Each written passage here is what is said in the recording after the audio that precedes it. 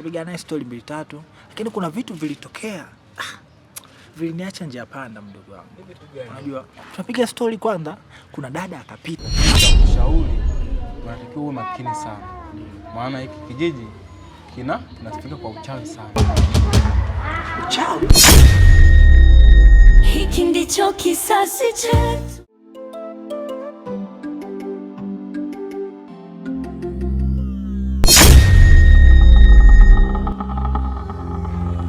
Niye mmekuja kutafuta nini? Tunaenda kuchukua mwili. Unaenda kuchukua mwili? Ndio.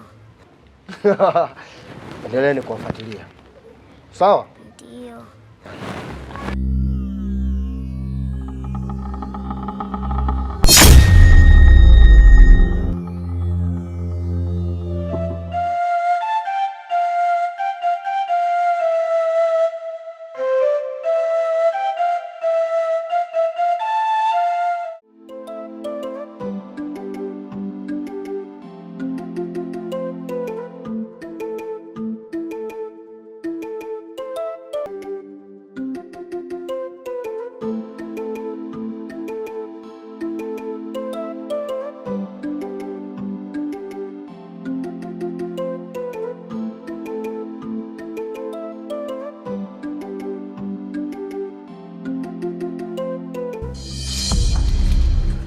Unapigaje simu sasa hivi lakini mimi nipo shamba sasa hivi asubuhi.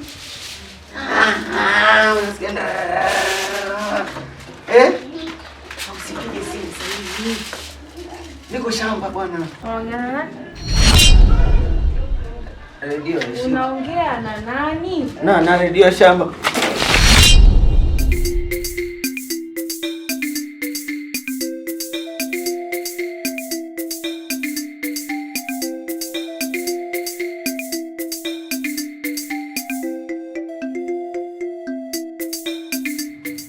Lakini mbona kama sielewi? Maana hii chupa baba hapo mwanzo alikuwa hataki hata niiguse. Hakutaka hata nisogelee. Kwani leo baba kanipatia hii chupa? Maana yake ndani ya hii chupa kuna siri kubwa.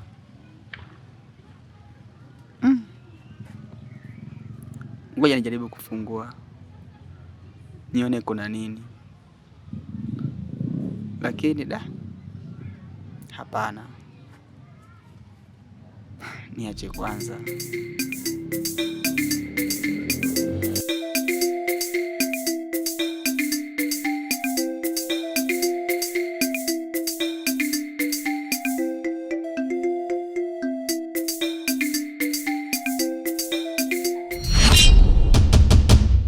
Kaputi.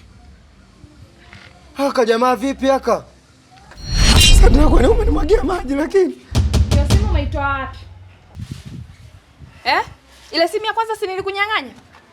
Hiyo umeitoa wapi? Wapi sasa kufanya nini? Niko ndani. Lakini umefanya sasa nisamehe. Na wewe hizo simu umeitoa? Sasa naitoa wapi kwa sababu sasa? Umeitoa simu Niambia tu nimshikie. Nani nakwambia umshikie? Radio shamba wewe. Acha Mungu basi nasema ukweli. Nasema utaniambia basi sana. Nasema utaniambia. Simu nilipewa na nini? Alikupa nani? Alinipa yule nani yule? Alikupa nani? Saidi. Sasa nikakuweka kofi wewe. Waliniambia ninyamazie maumivu, lakini historia ya damu haiwezi kufichwa. Hii si hadithi yangu peke yangu, ni kilio cha kizazi kizima. Nilizaliwa kwenye ardhi ya giza na hofu, kijiji kinaishi kwa mizimu na viapo. Mtoto anaambiwa nani wa kuchukia. Kwanza sound ya mguu flani soft kawa bandia. Kalangi flani sio dhahabu sio rupia. Kama kasuku mtoto sote ya kinubi. Minapenda mwendo wako wona kwenda kauna rudi. Mini fungo penzi lako sikatai. Ukitaka weni roge nipundike kapapai. Ifike ndo vae shera na ujidai. Mnyama ndagonga sote junta nyonga tai. Ona wanasema usilipe kisasi. Ndio maana unapigana sana tulisasi mjini. Mjini mesha na kasi. Usiona na pasi unapigwa basi, you know.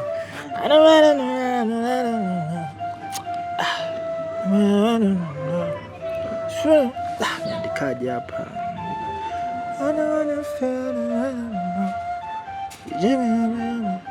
Wanasema usipige lisa. Wanasema usilipe kisasi. Maisha ni mwendo kasi. Pigana risasi. Gosha. Vipi mzee baba? Safi kabisa. Nimekaa hapa mkako na nikaandika vinyimbo kidogo unajua mjini. Naona upo kwenye harakati za muziki nini? Unajua mdogo wangu kule mjini. Ukiwa na akili nyepesi mambo haya haendi. Kweli. Ila vipi bado nakikumbuka kilugha, yani Kisukuma bado nakikumbuka? Mdogo wangu sasa hapo ushaanza kuniangusha Ngosha. Ngosha unaniangusha. Hamna. Kilugha unajua mjini lugha ni moja. Masuala Msukuma, Mngoni, Muyao hakuna kule. Hakuna kule. Kule sisi tunaongea lugha moja, lugha ya Kisela. Unajua lugha ya Kisela? Wewe watagwani, wagwani. Lakini inabidi ukifika hapa nyumbani uzungumze Kisukuma. Hebu tujaribu kama unakikumbuka. Ngosha unataka kunirudisha shule tena? Hapana. Hapana. Nipe vitu kidogo. Kwa mfano kusalimiana. Dilo masoga. Unanirudisha mbali. Kwanza tuachane nayo. Unajua jana kipindi nakuja Msukuma? Ngosha kuna kitu kimoja nimekutana nacho.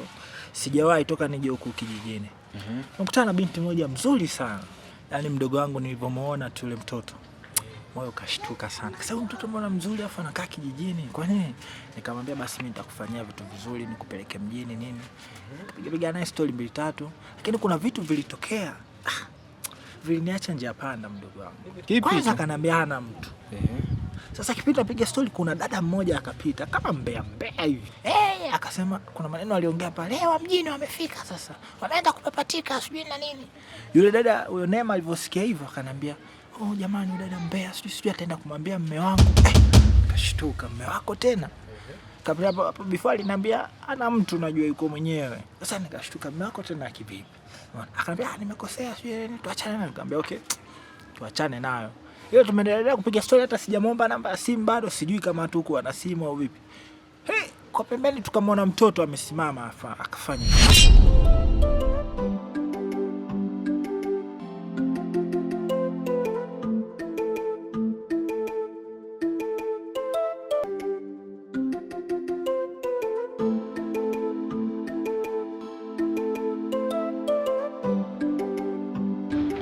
Afadhali nimekuwa na ndugu yangu. Ndio. Ninaombea balaa leo. Sawa. Yaani ni hatari, nilikuwa nakutafuta balaa. Wacha nisikutane na Neema mwenzio. Neema huyu namjua mimi? Huyo.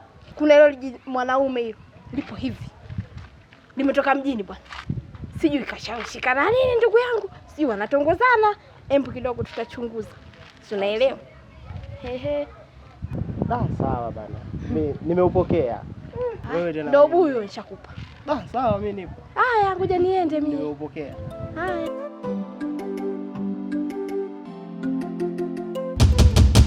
Ila huyu dada ashindwa kuwa na siri kweli.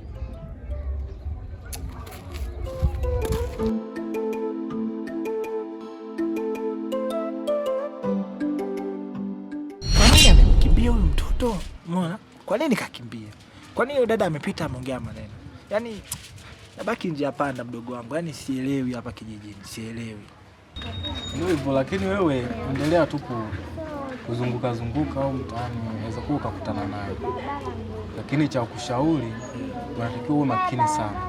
Maana hiki kijiji kinasifika kwa uchawi sana.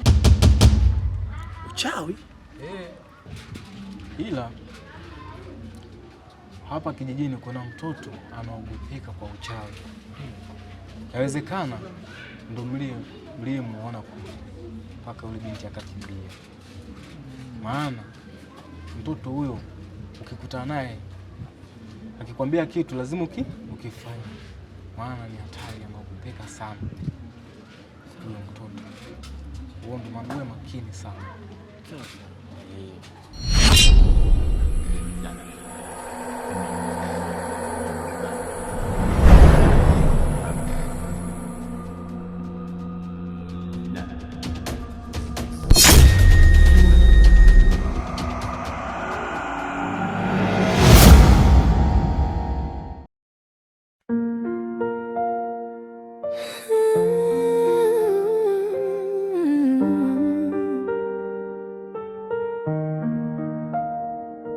Waliniambia ninyamazie maumivu,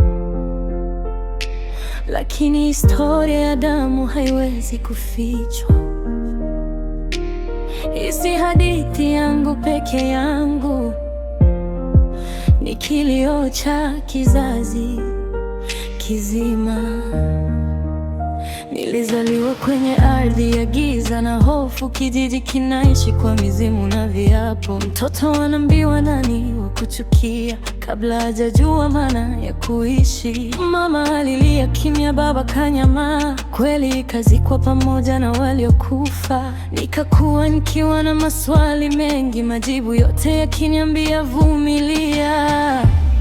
Hiki ndicho kisasi chetu, sauti ya waliodhulumiwa. Machozi ya jana leo yamegeuka nguvu, sio damu wala visu, ni ukweli na umama. Kisasi chetu kusimama pale walipotonyamazisha.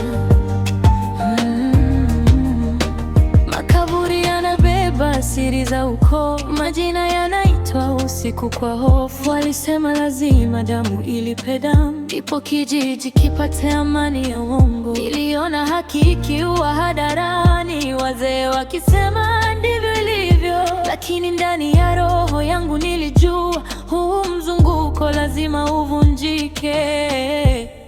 Hiki ndicho kisasi chetu cha waliotangulia. Tuliishi maumivu, tunarudisha heshima, bali tuitala kabla ya makosa. Kisasi chetu ni kuishi bila hofu. Kama kulipiza ni dhambi, basi dunia ni mkosaji, kwa sababu haki ilinyang'anywa mchana kweupe. Nikichagua kuishi, wanasema ninasaliti, lakini ukimya wao ndo uliua wengi. Sitarudia makosa waliotutangulia, nitavunja minyororo kwa ukweli, hata nikibaki mimi peke yangu. Kizazi changu